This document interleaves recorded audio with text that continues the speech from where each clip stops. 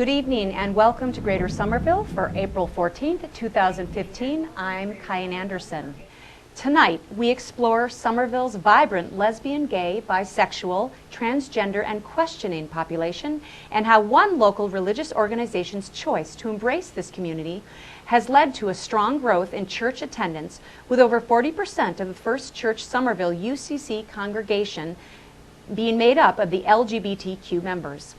With recent setbacks with Indiana's support of the Religious Freedom Bill, Pope Francis's alleged blockage of openly gay French Ambassador Laurent Stefanini to the Vatican, and a sharp increase of transgender suicides, the way society is reaching out and embracing the LGBTQ community becomes even more critical. While our area has led the nation in acceptance on gender and sexuality issues, being in bright blue Massachusetts isn't a buffer against the discriminatory acts and cruelties experienced by some in the LGBT community. Tonight, we have an opportunity to connect with one of these members of this community, as well as a organization who aims to nurture a universal acceptance within the Somerville community. So please join me in welcoming, for both a return appearance and a debut appearance here on Greater Somerville, Dillan DiGiovanni and Reverend Jeff Mansfield to the show. There's never a dull moment here at Greater Somerville.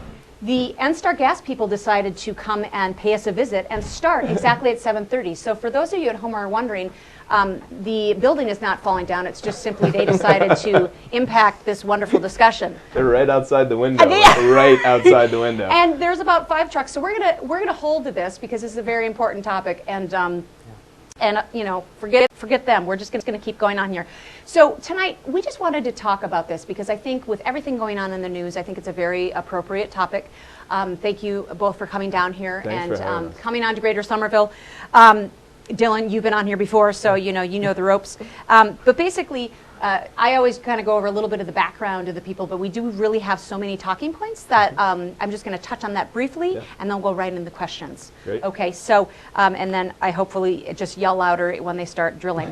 So Jeff, you're from Rhode Island, and you're an associate pastor at First Church Somerville, UCC, since 2011. Mm-hmm. Yep. Okay.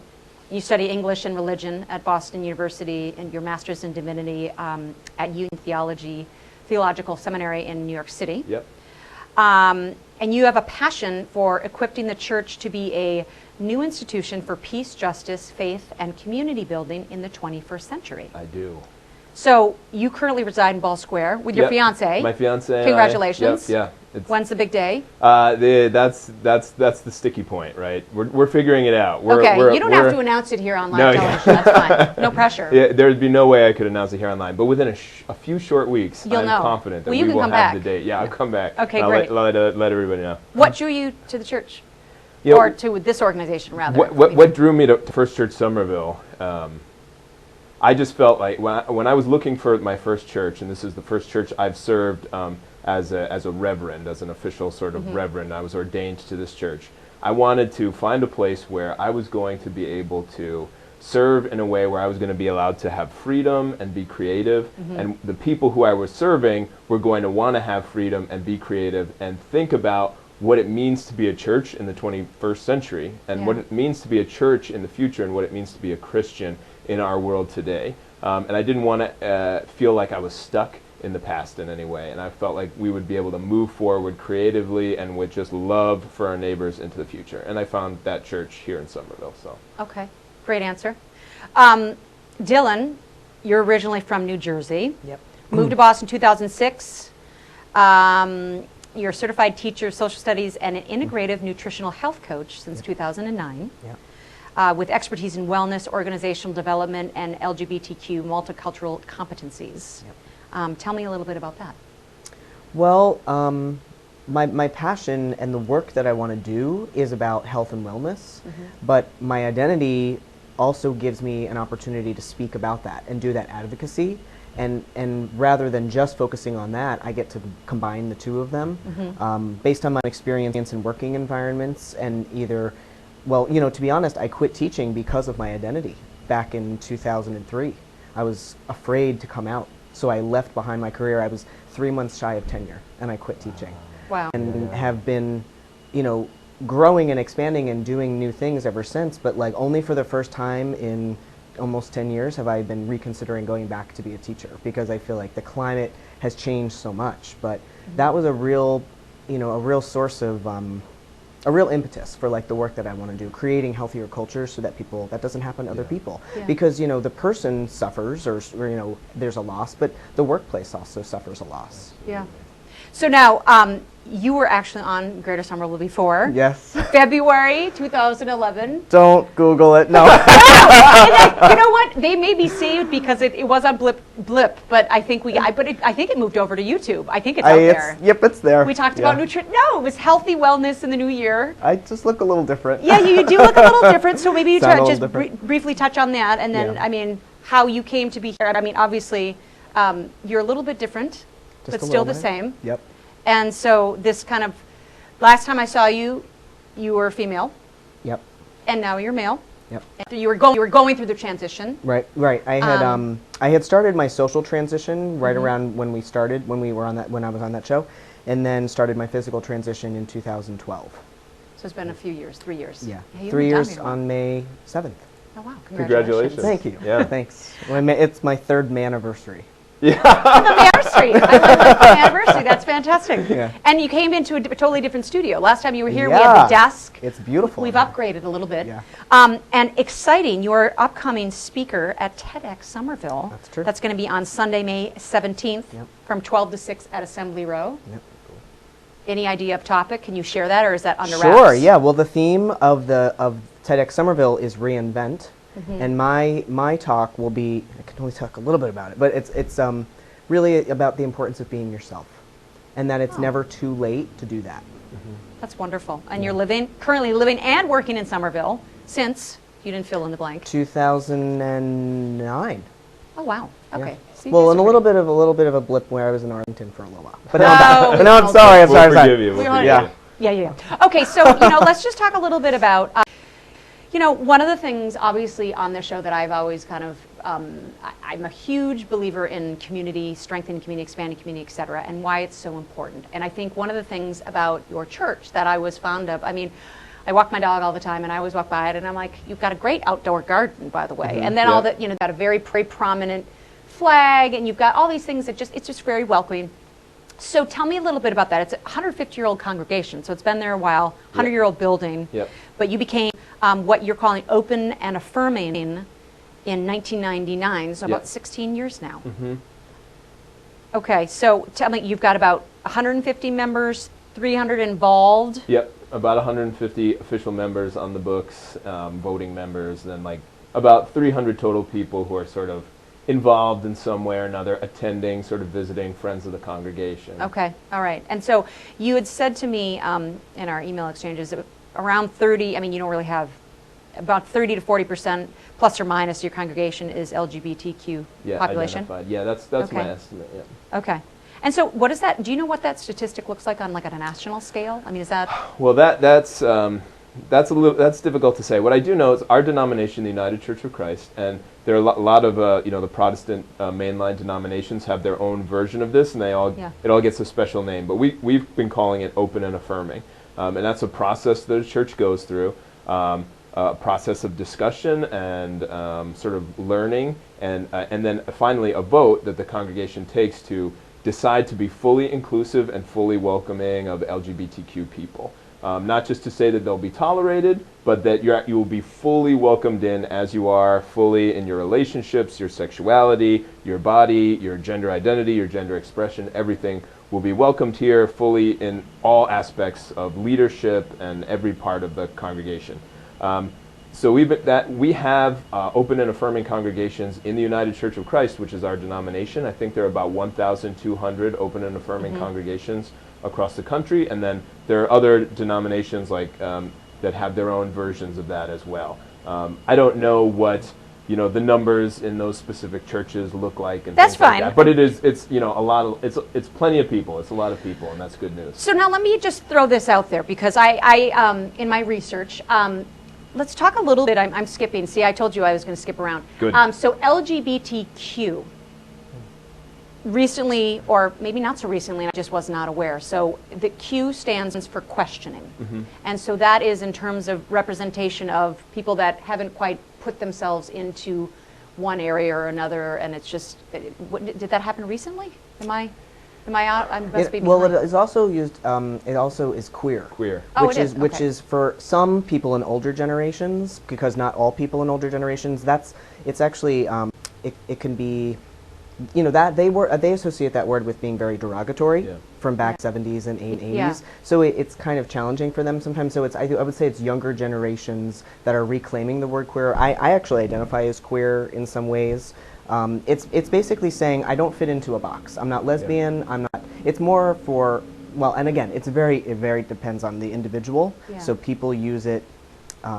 My definition or my use of it might be different from another person's definition or use of Okay. it, but it's queer and questioning. And also I and A are added on to. There's actually, Oh my goodness, I there's didn't a know lot. that. There's actually more letters than even those. Yeah. Really? Yeah. So now okay, so we're just going to get right into it because, you know, Yeah. we've got to have, so when you and I were exchanging emails, you had said you referred to yourself as a CIS male. Oh, yeah. And okay, so I'll admit it, I had to Google and just understand, because I wanted to understand more, and that's why I'm doing this show. And that basically is that you are a male, that you were born a male, and you are a male currently, correct? Yeah, if you're if you're a cisgendered person, that means that the biological sex that you had at birth, that you were assigned at birth, is also coincides with the gender that you were assigned at birth. So if I was a male at birth and I was assigned the gender of being a boy, then I would be cisgendered. If that was what I continued to be throughout my life. So I was at my birth, I was given the right Okay. gender for my sex. So, and the reason I ask that question is that because now we're exploring and adding more like cues, I'm just wondering, how is society moving forward as we explore this and understand that, you know, people don't want to be put in a box, this, that, the other. Do you think that it's kind of getting to a point where our people that are not in the LGBTQ community are going to be kind of, in order to show awareness and respect, identify themselves at the CS, or is that something that, I mean, or Yeah. can you just? Yeah, absolutely. I think it's really problematic if you have a word to help somebody identify as transgender, but then you don't have, but you just say, well, if you're transgender, you're transgender, but if you're not transgender, you're just a normal person. We're all normal people. Yeah. So there should be a word to designate somebody who's transgendered. There should be a word to designate somebody who's cisgendered. So you would be cisgendered. You know, so it's a way to Okay. normalize and that would even be an assumption. I mean, Yeah. you know, based on Yeah. what I'm perceiving of Yeah, yeah. you, but you might not identify that way. Okay. But it's like how to normalize. Okay, so as we explain, so you're saying, so as we become more diversified, you see these definitions kind of expanding further, really, because people. I think that I just want to make sure I don't affect. I mean, I guess what I'm saying is that I applaud it and finding out what's the best way to kind of identify or label a person, or not, or identify with a person. Yeah. But at the same time, I just want to make sure that I'm not doing it wrong. No, you know I what I'm think saying? you're doing it right, yeah, and that's I'm always just a gonna fear, be right? honest. That we're doing it wrong. But I think it's important for us to all sort of to understand who we are, and it's important for us also to for some of us to identify where our privilege lies as well, and I think that's an important part of it. So one of the things that I question I'm curious about is that historically, dominant religion of Christianity has been on the decline for a while, has been a little bit on the decline in terms of, participation, et cetera. And obviously your church has been long since embracing all of the community, which is fantastic. Do you feel that other organizations may simply reach out to the LGBTQ community in attempt to revive their congregations, or is your sense that as a whole, religion is in fact, Christianity is, the community has become much more compassionate and does have a true desire to be inclusive? Yeah, well, my great hope is that the Christian church sort of universally is going to become more compassionate and more in line with what I think the teachings of Jesus and the teachings of the church should be, which is that everybody is accepted and everybody is loved. I think that people, Jesus said you should be wise as serpents and gentle as doves. And I think that people do need to really, when choosing a church, be sure that they really know what that church stands for. And there are some churches out there which try to hide, especially I think in the Northeast and in New England, try to hide some of their political and theological leanings. And they will say, look, everybody is welcome here, everybody is welcome here. And then slowly you begin to discover that there is maybe some sort of other message that sort of underlies that, can feel a little bit insidious to me. Like saying, well, of course you're welcome here, but you couldn't possibly ever get married. Or, you're welcome here, but you should try therapy. Or you should pledge yourself to live a celibate lifestyle or something like that. And I think that's, to me, I think everybody should be very careful and know that that is absolutely something that's out there. And look into their church and understand what they're, what they stand for. And one more question, then we'll get to some Dillan questions. But your church has been highlighted as having a unique blend of musical performances. Yes. More specifically, your rendition of drag gospel with Serenity Jones, which I found fantastic. I'm looking at that. Could you elaborate on this a little bit? Yeah, so actually, Serenity Jones is a member of our congregation and has been for a number of years. And she said, she is a drag queen, and she wanted to do some sort of we have all kinds of energy. We love performance, we love art, we love music. She's a great performer, and she loves music, and she wanted to bring together people to sort of just do a big celebration of gospel music in drag. And she came to her church, and she said, look, I want to do this. And the church said, okay, let's do it. And it transformed from like a kind of really large skit in the downstairs in the church basement during coffee hour into a full-blown 2-day festival, and it's like spread to other churches. And that's in October, right? It happens in October, yeah. Okay. And now just out of curiosity, have you received any criticism about this approach, just in terms of I don't know. I think there's probably some people out there that might. Whenever you try to do something different, and whenever you try to do something that's fun and joyful, and actually put some life and spirit back into things, you're totally going to get some criticism. And but criticism is far outweighed by the effectiveness, the effectiveness and the joy that it brings to people, and the good work that it does, because we raise money for folks who are refugees to the United States because their life is threatened in their home country because of the fact that they're LGBTQ identified. And all the money we raise goes to organization that supports them. And quick, First Church, Somerville, UCC, where is it located? What's the address? 89 College Avenue, on College Ave in Francesca, just north of Davis Square. With the big big gay pride flag. And Black Lives Matter. And now a Black Lives Matter banner on the tower as well. Yes. Fantastic. Dillan, so do you feel that your professional, so we're switching a little bit topics, but it's all similar here.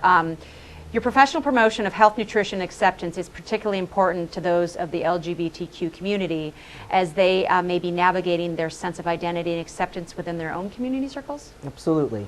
Because, I think there's people doing work at all different stages of, there's folks, a lot of my friends are doing a lot of very political work to change laws and change institutional bias.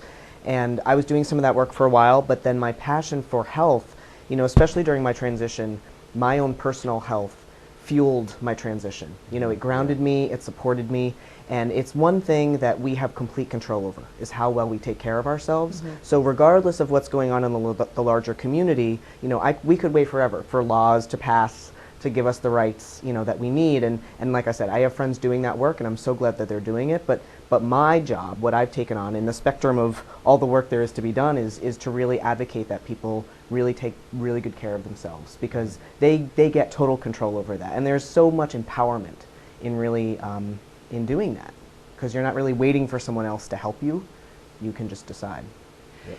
So do you feel that, based upon your experience, that is there a time in a transgender person's journey that you may be more susceptible or by being embraced by other religious communities or LGBTQ community organizations? One of the reasons why I think that this church is so fantastic, and I don't know if you belong to this church or not, but were there other organizations, or when did you feel that you talked about going through this and having times where, you know, you were going through your social transition, was a lot of that joining, was there a lot of groups and opportunities for you to feel a sense of community?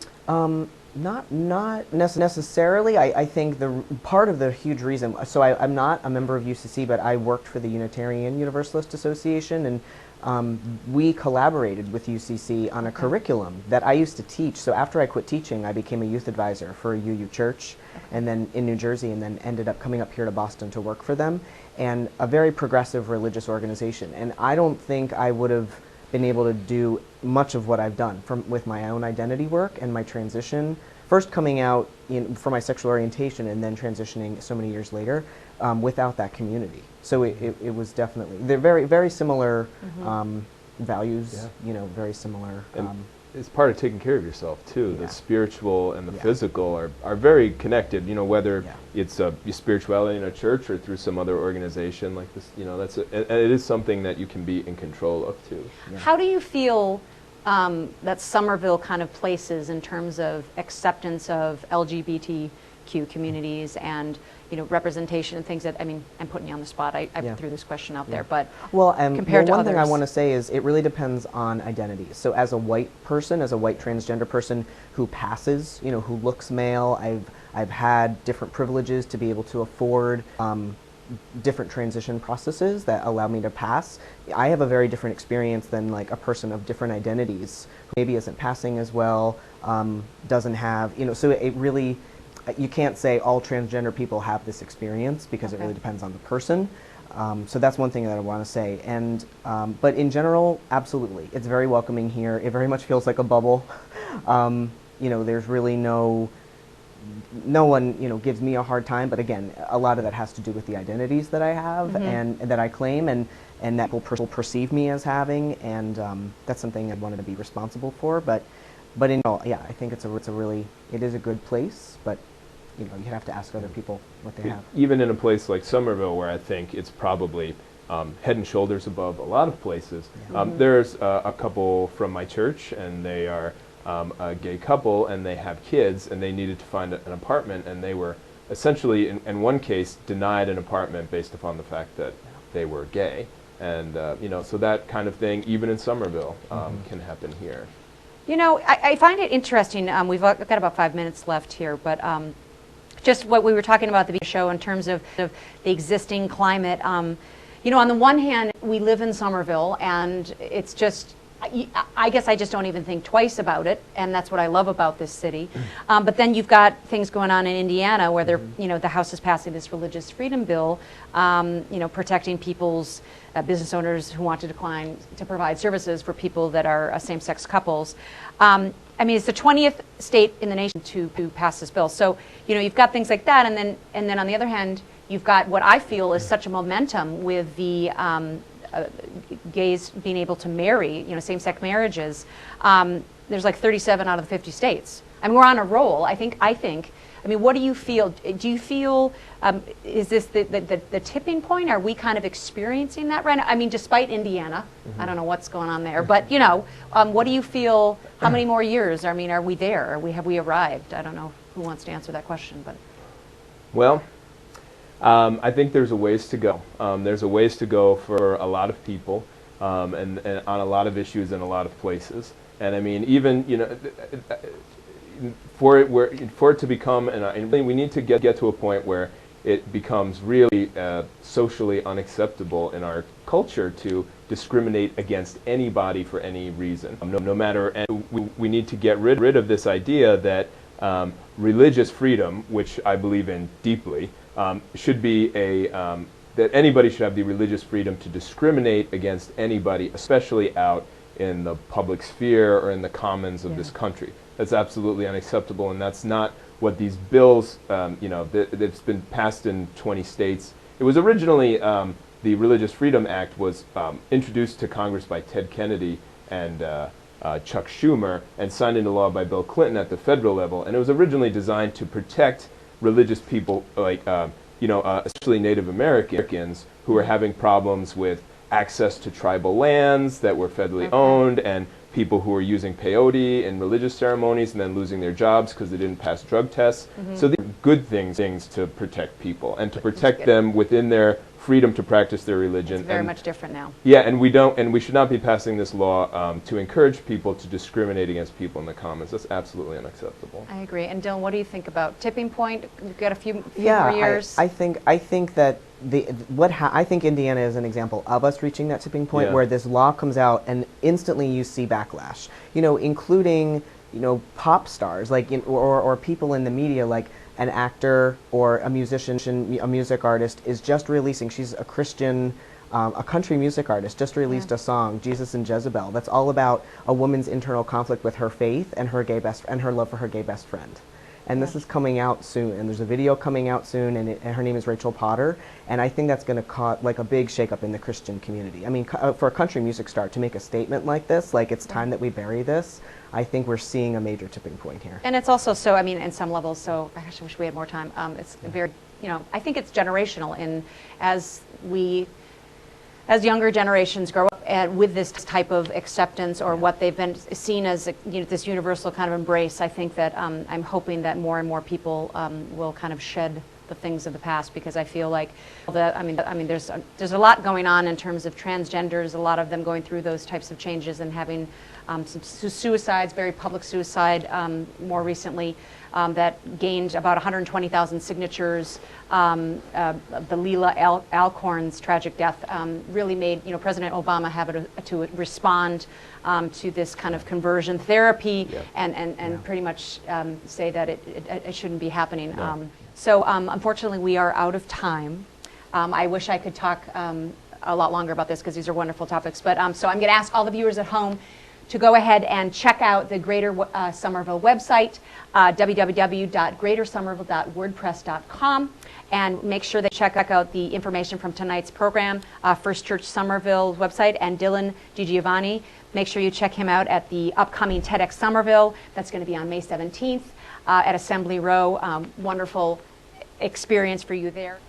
I would like to thank our guests, Dillan DiGiovanni and Reverend Jeff Mansfield, for taking time to come down to Greater Somerville to share their passions and experiences as both members and religious supporters of the LGBTQ population.